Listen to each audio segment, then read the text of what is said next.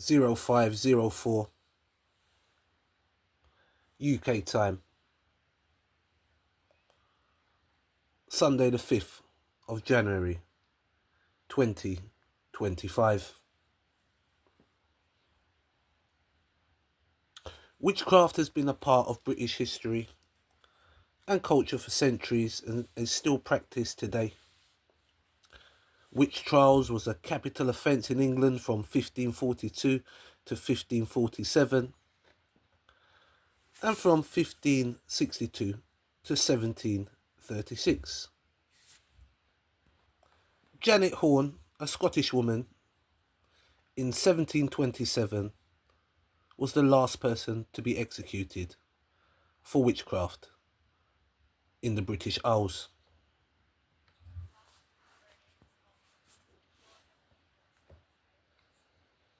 This stone is here in remembrance of Janet Horne, who was put to death not in 1722 as the stone says, but it's actually thought to be around 1727. She was the last person legally executed for witchcraft in Britain. Her daughter sadly suffered from a deformity to her hand, which caused a lot of gossip amongst the neighbours. Eventually these neighbours reported her to authorities, telling them that she was turning her daughter into the devil's pony. Both her and her daughter were arrested, but the daughter managed to escape. Sadly, Janet was found guilty and put to death here in Dornoch. 1736, the Witchcraft Act made it illegal to claim magical powers or accuse someone of witchcraft, but not to practice witchcraft. 1824 Vagrancy Act made fortune-telling, astrology and spiritualism punishable offences. Today we have pagan witchcraft. As of 2011, we have 11,000 Wiccans in England and Wales. In 1612, the 12 Pendle witches were accused of murdering 10 people using witchcraft. Various families who are just eking out a living on what little they have got. So there was more vagrancy, more poverty. One of the key explanations for witchcraft in England was this idea of charity refused. So this is often a very destitute society where women are particularly vulnerable. They might be asking for money and then being refused money. That old woman mutters something under her breath as she walks off, and then some harm befalls the person who's refused the woman, and they think it's her. According to the account of the trials written by Clerk of the Court Thomas Potts, the Pendle witch trials were sparked by a similar incident. Alison Devis, a young beggar's daughter, is walking through the woods.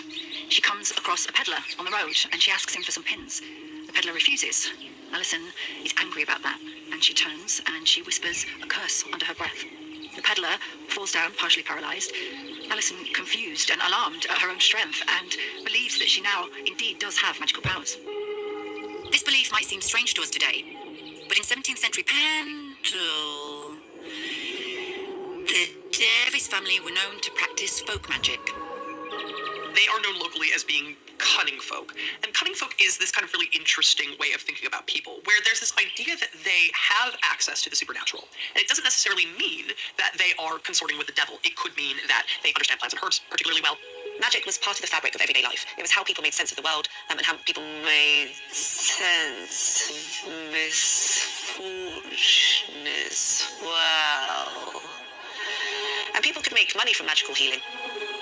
But while magic might offer comfort and a way for the Devises to make a living, Alison was convinced it had given her the ability to harm. She was devastated about this, so she went to the family and she begged for forgiveness for something that she believed that she was capable of, that she'd done. I feel that that moment, the choice that she made, kicked off this huge thing. Alison's confession was made at a time when the idea of witchcraft and who could do it was rapidly changing.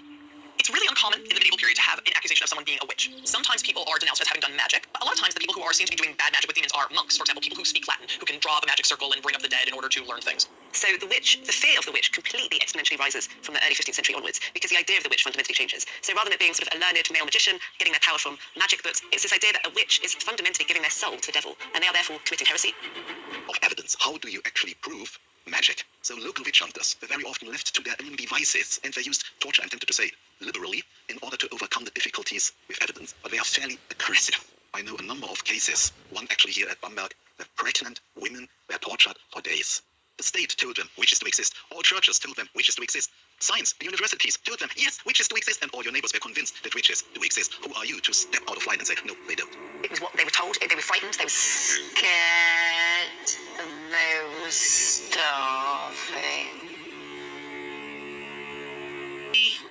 20,000 women were executed for witchcraft in the German lands.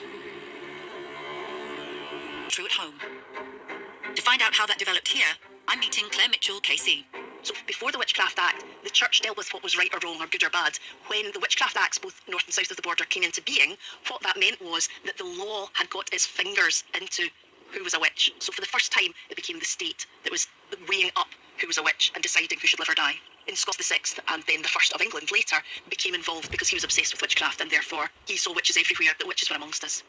In a real sense, he literally wrote the book, because he wrote a book called Demonology, giving all the detail of what they were, what they do, how to look out for them, how to deal with them. And so he, having written the book on it, provided a legitimacy from the highest form through to the people. So there's no question in people's minds other than the devil was real, that witches were amongst us, that they were doing bad things. Because the king said so. Absolutely. What demonology tells us about is what forms a witch can take, what ills they might do, how they might affect you. For example, if a woman has been standing near a bush and that bush later goes on fire, is she a witch? If a woman has been out late at night, is she a witch? If a woman has cursed you in the market and then later something happens to one of your family or your animals or your stock, is she a witch? I'm saying she. In fact, demonology doesn't gender the person. They just talk about acts of witchcraft, and neither do the acts themselves. That's why it's so interesting How society decides that a witch is a woman, because the law doesn't in fact prescribe it. defying the expectations of what might be considered appropriate behaviour for women today. But in 17th century Pendle, not conforming could get you killed. While Alison Devis, her grandmother Demdike, and 2 others were being held in Lancaster jail, there was a gathering which would place even more people under suspicion. This field is thought to be the site of the Devis family home.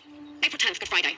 While all obedient Christians are in church, allegedly a party was held here by Alison's mother Elizabeth. They roasted a stone sheep and they celebrated by feasting and dancing.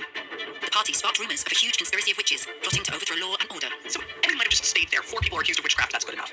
Except there's a big family meetup on Good Friday where basically everyone who's accused called their neighbors who are a little bit sympathetic. And James, one of the brothers, steals a sheep in order to feed everyone and have a bit of a barbecue. I just think it was a very bad idea for people who were suspected of witchcraft to then have a gathering of people which then involves a sheep. It just seems like the rule book of what not to do when accused of witchcraft would be that. It's probably just a family feast, but it comes across to the magistrate as being some sort of satanic church gathering. And of course that plays into his fears that Satan worship is happening in his locality. Clerk of the Court was published the following year, spreading the myth that dangerous witches had been discovered in Pendle. This idea of kind of big numbers of the same family all being accused of witchcraft was a news sensation.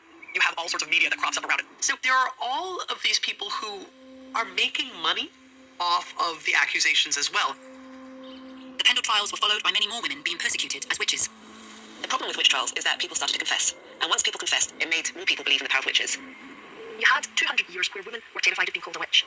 You had to show how godly you were, you had to show how quiet you were. And we wonder in the modern age why it is that women still aren't equal, still don't speak up, still are afraid to say, here's a terrible thing that's happened to me. Why don't women do that when, at least in theory, at least in law, we have this equality? And you do wonder, is it because of hundreds of years of having to stay quiet?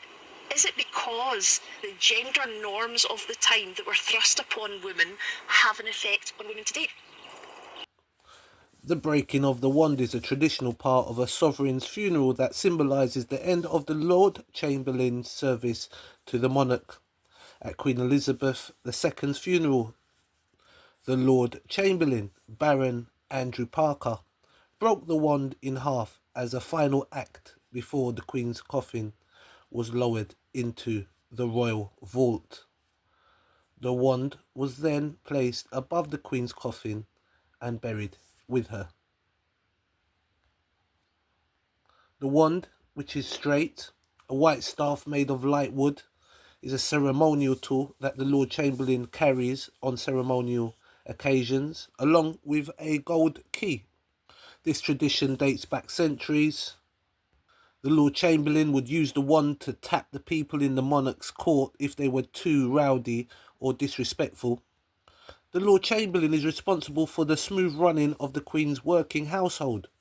Baron Parker of Minsmere was the 8th and the final Lord Chamberlain appointed by Queen Elizabeth II.